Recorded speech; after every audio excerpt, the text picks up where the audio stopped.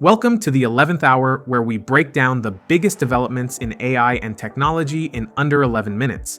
I'm your host, Phil Gretsch, and today we're diving deep into a transformation that's happening right under our noses: how Asia is turning blockchain from a digital casino into the backbone of real-world finance, and why this shift could unlock a $30 trillion market opportunity. We'll be analyzing two critical reports: Fortune's investigation into Asia's tokenization revolution and Binance Research's latest August 2025 market analysis. Our goal today is to cut through the fluff and laser focus on the content that actually matters for your investment decisions and understanding of where this industry is heading. For years, when people heard blockchain or crypto, they thought of volatile coins, digital art NFTs, and speculative trading. But something fundamental has shifted. Asia is leading a quiet revolution that's moving blockchain technology from the realm of digital speculation into the real world, tokenizing everything from solar farms to government bonds. Think of it this way: instead of trading digital coins that exist only in cyberspace, we're now putting real-world assets, like a piece of a solar farm or a slice of commercial real estate, onto the blockchain. This isn't just a technical upgrade. It's a complete reimagining of how we invest, own, and transfer value. Let's start with some eye-opening data from Binance Research's latest August 2025 report. The cryptocurrency market capitalization surged 13.3% in July alone, driven by Bitcoin hitting new all-time highs above $123,000 and Ethereum's remarkable 51% monthly surge. But here's what's really interesting: this growth isn't coming from speculative trading anymore. Ethereum's massive gains were powered by something called ETH spot ETFs, which saw 19 consecutive days of net inflows. Corporate treasuries are now holding Ethereum specifically for its staking yield, essentially earning interest on their digital holdings. This is institutional money flowing in, not retail speculation. The NFT market also rebounded dramatically, with a 49.9% jump in trading volume, largely driven by a single whale purchasing 45 CryptoPunks. But beyond the headlines, we're seeing growing speculation around integrating NFTs into ETF structures, potentially making them accessible to mainstream investors through traditional investment vehicles. Now, here's where things get really interesting. Standard Chartered predicts that tokenized real-world assets could represent a $30.1 trillion market within the next decade. To put that in perspective, that's larger than the entire US GDP. What does this actually mean? Let me give you a practical example. Imagine you want to invest in renewable energy infrastructure, specifically a solar farm in Thailand. Traditionally, you'd need millions of dollars and complex legal structures involving multiple intermediaries, lawyers, and financial institutions. With tokenization, that same solar farm is divided into thousands of digital tokens on the blockchain. You could buy $1,000 worth of tokens representing your ownership stake. The income from the solar farm's energy sales gets automatically distributed to token holders through smart contracts. No middlemen, no complex paperwork, just direct ownership and transparent returns. Two Asian companies exemplify this transformation: Amber Premium and Evolve. Amber Premium, led by former Morgan Stanley trader Wayne Huo, recently went public on NASDAQ after merging with iClick. They're essentially building the institutional gateway between traditional finance and Web3. Their platform allows clients, including regional banks, family offices, and hedge funds, to hold tokenized clean energy debt, money market stablecoins, and other real-world assets, all within a single digital wallet. The numbers tell the story. Amber managed $1.275 billion in assets as of Q1 2025, serving 988 active institutional clients across Asia, the Middle East, and North America.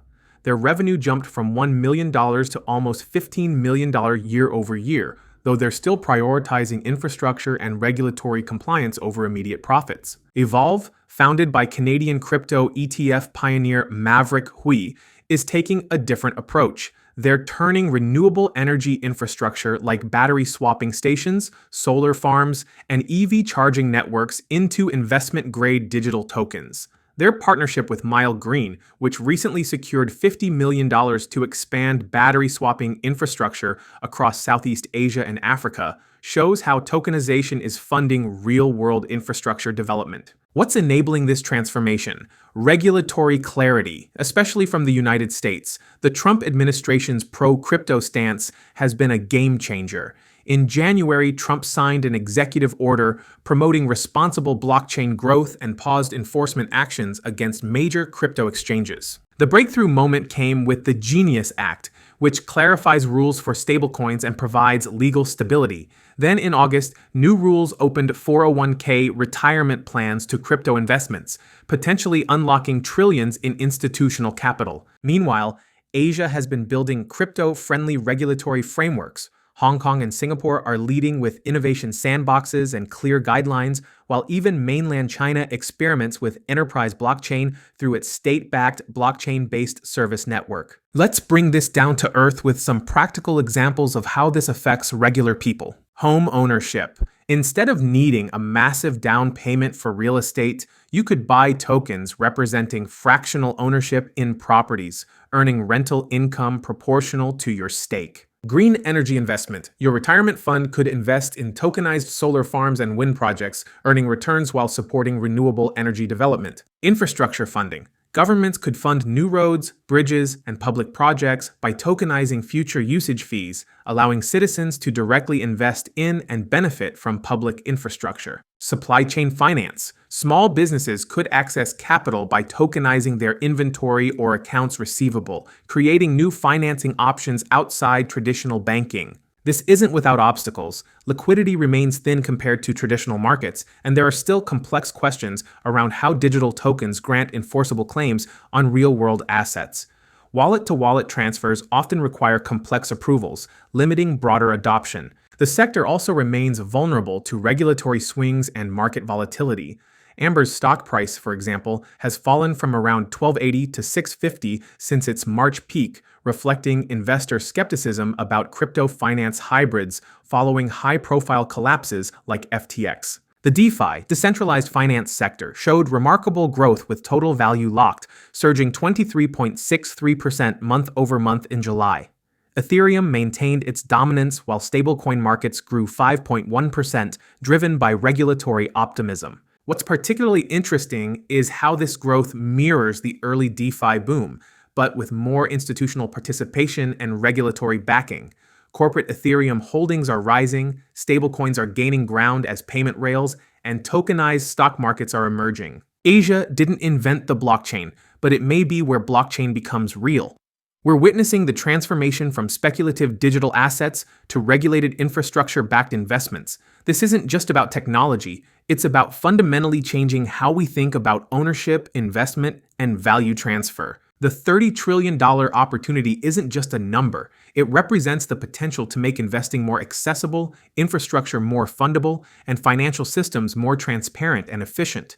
We're moving from blockchain as a digital curiosity to blockchain as essential financial infrastructure. As institutional money flows in, regulatory frameworks solidify, and real-world applications prove their value, we're entering what could be the most significant transformation of the financial system since the advent of electronic trading. That's all for today's 11th hour. The blockchain revolution isn't coming, it's here, it's real, and it's reshaping how the world thinks about money, ownership, and investment. Please hit the like and smash the subscribe. It helps us out a lot. Until next time, I'm Phil Gretsch, keeping you informed on the technologies that matter most.